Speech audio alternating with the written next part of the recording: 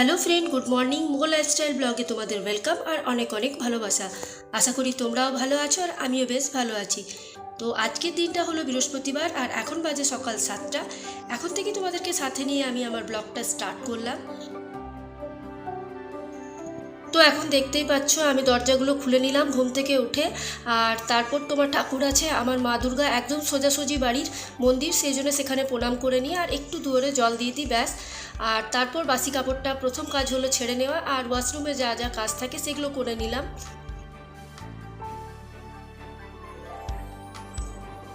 তো বাসি কাপড় ছাড়া আমার হয়ে গেছে, আর এই সময়টাতে একটু সময় পাই নিজেকে একটু প্যাম্পারিং করার, সেই জন্য এখন আমি মুখে একটু ফেস ওয়াশ করে নিচ্ছি।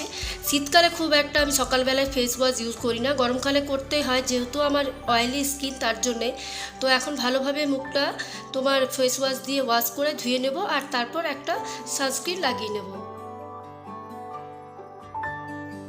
তো এখন আমি চলে এলাম, মুখে একটা সানস্ক্রিন ইউজ করব, কারণ এখন যা গরম পড়ে গেছে আর রোদের তাপটাও প্রচুর। তো সেই জন্য আমি গরমকালে মানে শীতকালে যদিও ভুলে যাই লাগাতে, কিন্তু গরমকালে আমি রেগুলার সানস্ক্রিন ইউজ করে থাকি। আর আমি সব প্রোডাক্টেই কিন্তু ক্যানসোমির ইউজ করে থাকি। তো চলো আমি এবারে বিছানাটা গুছিয়ে নিই। তো ছেলেকেও উঠিয়ে দিয়েছি, ছেলে নিজের পড়তে বসেছে আর আমি এই রুমটা এখন পরিষ্কার করে নেব। তো তার জন্য বিছানাটা এখন গুছোতে চলে এলাম। আর এটা আমাদের প্রত্যেক দিন রুটিনের মধ্যেই থাকে, প্রথমে ঘুম থেকে উঠে বাসি কাপড় ছেড়ে তারপর বেডটাকে ভালোভাবে রেডি করা।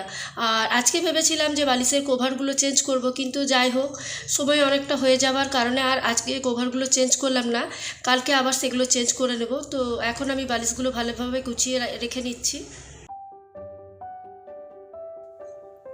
যদিও আমাদের হাউসওয়াইফের অনেক কাজই করতে হয়, যেটা না করবে আর নিজের জন্যই পড়ে থাকবে। তো সেজন্যই আমি যখন চা বা গরম জল যাই খাই তখনই ভেবে নিই যে কোনটার পর কোনটা করব। আর একটা প্ল্যান করে কাজ করলে দেখবে কাজগুলো ঠিক মতন হয়েও যায়। আর রাতের থেকেও কিছুটা যদি তুমি প্রস্তুতি নিয়ে থাকো যে আজকে এই কাজগুলো করব, তাহলে দেখবে কাজটা খুব সহজভাবেই করা যায়। তো আমি এখন দেখো নিচের রাগটা ভালোভাবে পরিষ্কার করে নিচ্ছি, এখানে অনেকটাই ধুলো বসেছে, সেই জন্য রাগটাকে পরিষ্কার করছি। আর এই টেপটার ব্যাপারে তো তোমাদেরকে অনেকবারই বলেছি, এখান থেকে কিছুতেই আমার হাজব্যান্ড হাঁটাতে দেবে না, তো এখানেই রইল। তো যাই হোক ঝাড়া পোছা করে ভালোভাবে জিনিসগুলো যেখানে রাখার সেখানেই রেখে দিলাম। আর ভবিষ্যতে অনেক কিছু বাড়ির চেঞ্জ করার আছে, জানি না কখন করতে পারবো। আমাদের মতন মিডল ক্লাস ফ্যামিলিতে ইচ্ছে থাকলেও অনেক কিছু আমরা করতে পারি না, কারণ আমাদের চাহিদা থাকলেও আমাদের সেটা পূরণ হয় না ছেলের এডুকেশনের জন্য। পুরী থেকে যে মূল্যবান জিনিসটা এনেছি সেটা তোমাদের সাথে শেয়ার করছি, এই ঠাকুরের ফ্রেমটা। এটা আমার কেনার খুব ইচ্ছে ছিল, কিন্তু সত্যি বলতে গেল মন থেকে যেটা চাইবে সেটা অবশ্যই পাবে। এটা আমার মানে বরের তোমার যে ছাত্রী আছে সে পুরীতে থাকে, ওখানেই তার বর কাজ করে, তো সেই আমাকে গিফট করেছে যে আন্টি এটা নাও, এটা তোমার জন্য। তো আমরা খুব খুশি হয়েছি যে যে মূর্তিটা আমরা কিনতে চাইছিলাম সেটা কেউ আমাদেরকে গিফট হিসাবে দিল। আমি ভগবানকে বিশ্বাস করি, আমি খুব একটা পূজা আর্চা বা উপোস করে থাকি না, কিন্তু মন থেকে আমি ভগবানকে যেটুকু মানি সেটা মন দিয়েই মানি। আর যেটুকু চাওয়া পাওয়া থাকে আমি স্নান করে যখন ঠাকুরের কাছে দাঁড়াই তখনই একমাত্র তার কাছে আমার যত নিবেদন আছে সেগুলো করে থাকি। কারণ দেখো আমার মনে হয় না মন যদি পরিষ্কার থাকে তাহলে তুমি সব কিছুই পাবে। আর মনে যদি আমি পাপ রাখি তারপর উপোস করে থাকি, ঠাকুরকে 10বার ধূপ দেখায় আলো দেখায়, তাহলে কিন্তু কিছু পাওয়া যায় না। মনটাই হচ্ছে আমাদের আসল। যদি আমরা মন থেকে সব কিছু ভালোবেসে সব কিছু চাই, আমরা সব কিছুই পাই, কখনো আমাদের ঠাকুর নিরাশ করে না। আর এইদিকে দেখো আরেকটা প্রিয় মূর্তি যেটা কৃষ্ণরূপী জগন্নাথ, এটাও আমার খুব ভালো লেগেছে, এটা আমরা কিনেছি। তো তোমাদেরকে দেখালাম যে দুটো জিনিস আমি মূল্যবান বলছিলাম পুরীর থেকে এনেছি, এই দুটোই জিনিস। আরও টুকিটাকি অনেক কিছু কেনা হয়েছে, আর যারা যাও তারা জানোই পুরীর মধ্যে কি কি পাওয়া যায়।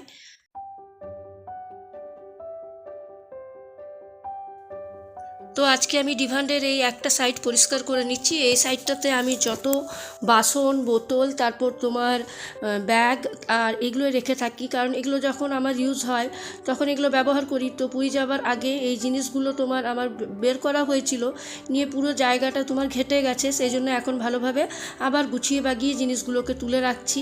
আর যে প্লাস্টিকের বড় ইয়েটা দেখছো নীল রঙের, সেটার মধ্যে আমার সব ওড়নাগুলো থাকে, এটাতেই আমি ওড়নাগুলো রাখি। আর এখন তো খুব একটা ওড়না ব্যবহার করা হয় না, কারণ কুর্তি পরা হয়, আর কুর্তি পরলে এখন অতটা ওড়নার ব্যবহার হয় না। তো দেখো আমি ভালোভাবে এখন ব্যাগগুলো গুছিয়ে রেখে দিলাম, আর কিছু তোমার জলের বোতল ছিল সেগুলো এখানে সাজিয়ে রাখলাম।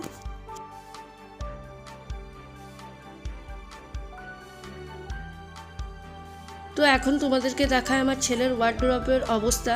দেখো মানে ঘুরে আসার পর এটারও সময় পাইনি, যা তা হয়ে আছে ওয়ার্ড্রপগুলো, এগুলো একদিন আমার সময় দিয়ে পরিষ্কার করে নিতে হবে।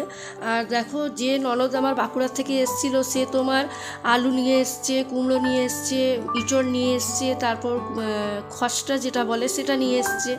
তো এই বাঁকুড়ার কুমড়ো তো আজকে আমরা একটু ভাগ করে সবাই খাবো, সব যাদেরকে দিব। দুটো দিয়েছিল, একটা আমাদের কেটে খাওয়া হয়ে গেছে আর একটা আজকে কাটা হচ্ছে। তো আমি এইটুকু নিয়ে দাদা ভাইয়ের জন্য জলখাবার বানিয়ে দিব।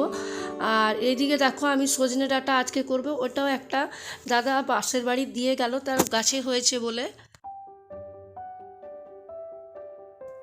আর এদিকে গিঠা শাক না কি বলে, চড়াই শাক বা গিঠা শাক বলে, সেটাও কেটে নিচ্ছি। আর আজকে নিরামিষের মধ্যেই সব কিছু করেছিলাম। তো চলো, অনেক দিন ধরেই আমি গ্যাসটাও পরিষ্কার করতে পারিনি, আর গ্যাসের অবস্থা এখন দেখতেই পাচ্ছ খুব খারাপ। চারিদিকে দুধ চা পড়ে একটা কালো হয়ে গেছে, আর ছিলাম না বলে তোমার এগুলো পরিষ্কার করাও হয়নি। আর এই পৈতের মাঝখানে আমি তখন আর পরিষ্কার করার সময়টা খুব একটা পাইনি বলে আজকে ভালোভাবে ভাবলাম গ্যাসটাকে পরিষ্কার করে নিই। তো তার জন্যে এখন দেখো আমি গ্যাস ওভেনটাকে ভালোভাবে এখন তোমার ওই তারগুলো দিয়ে ভালোভাবে মেজে নিচ্ছি। আর এমনি প্রত্যেক দিন ওপরটা পরিষ্কার হয়ে থাকে, কিন্তু এই স্টিলের জায়গাটা কিন্তু খুব একটা পরিষ্কার হয়ে থাকে না। আর ঘরে থাকলে তোমার প্রত্যেক দিন করা হয়, আর ঘরে না থাকলে এরকমই হয়। তো এই কদিন 7 দিন বাবদ চা তা হয়েছে, চা পড়েছে, তেল পড়েছে, তো সেগুলোই তোমার জমে গেছিলো। তো সেটাই আজকে একটু ভালোভাবে পরিষ্কার করে নিচ্ছি।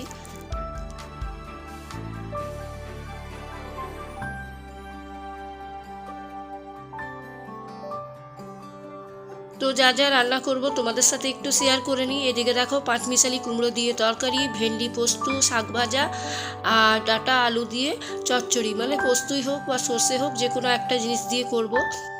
আর এখন সময় অনেকটাই হয়েছে, তো তাই এখন আমি এদিকে ভাতটা চাপিয়ে দিয়ে আরেক সাইডে আমি ডাল বসিয়ে দেবো। আর রান্নাঘরটাও তোমার পরিষ্কার করতে হবে, একদিন ডিপ ক্লিন করতেই হবে, কারণ 7 দিন থেকে 10 দিন মতন এই রান্নাঘরের কিছুই করা হয়নি, শুধু উপর পরিষ্কার করা হয়েছে। তো যাই হোক, এখন আমি শাকটা বসিয়ে দিই। শাকটাতে কাঁচা লঙ্কা আর রসুন দিয়েছিলাম।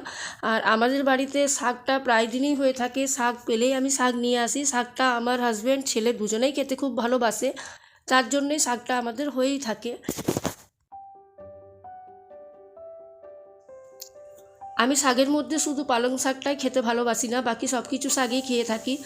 আর পালং শাকের একটা গল্প আছে বলেই আমি খাই না, কারণ একবার বর্ষাকালে পালং শাক কিনে নিয়ে এসেছিলাম, আর পালং শাকের আটির মধ্যে যখন আমি বাছতে গেছি তখন কেঁচো দেখেছিলাম, তখন থেকে আমার ঘৃণা হয়ে গেছে পালং শাকে।